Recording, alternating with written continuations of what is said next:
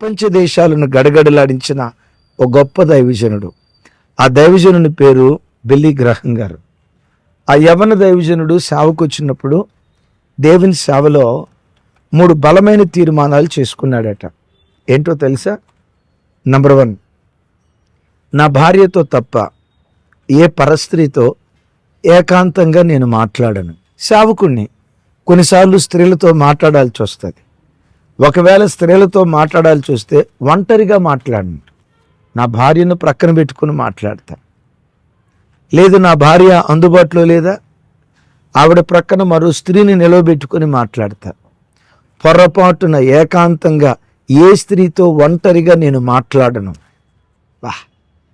ఆ దైవజనుడు తీసుకున్న తీర్మానం చాలామంది పురుషులకి ఒంటరిగా ఏ అమ్మాయితో మాట్లాడటానికి అవకాశం దొరికిద్దని గుంట నక్కల్లాగా కాచుకునే అంకుల్లో పెంకుల్లో ఎంతమంది అంకుళ్ళు కాచుకొని ఉంటారు.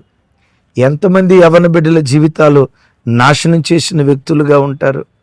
అంకులని చిన్నపిల్ల వెళ్తే ఎంతమంది మీద అఘాయిత్యం చేసినటువంటి వాళ్ళు లేరు. దైవజనమా, సాధ్యమైనంత వరకు ఆ దైవజనుడు బిల్లీ గ్రహం గారు తీసుకున్న నిర్ణయ ప్రకారం ప్రతి క్రైస్తవుడు బ్రతికితే పాపానికి చోటెక్కడ? రెండవది, ఆ దైవజనుడు తీసుకున్న నిర్ణయం, నేను ఎప్పుడైనా ప్రయాణమై వెళ్ళేటప్పుడు నా వెహికల్ మీద నా భార్యను తప్ప ఏ పరస్త్రీని కూర్చోబెట్టుకోను. నో డౌట్, ఒకవేళ నా కారులో పరస్త్రీని కూర్చోబెట్టుకోవాల్సి వస్తే నా భార్య ఉన్నప్పుడే కూర్చోబెట్టుకుంటా.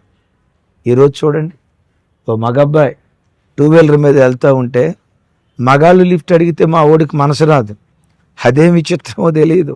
మార్గ మధ్యలో ఒక ఆడపిల్ల అట్లా లిఫ్ట్ అడిగిందా, మా ఓడిలో నుంచి కరుణా సంపన్నుడు బయలుదేరతాడు, దయామూర్తి కనికర సంపన్నుడు బయలుదేరతాడు, లిఫ్ట్ ఇస్తాడు. ఆ అమ్మాయి కాస్త భయంగా దూరంగా కూర్చుంటే పర్వాలేదండి, అడ్జస్ట్ అయిపోతా, దగ్గరగా జరగండి, భుజమే.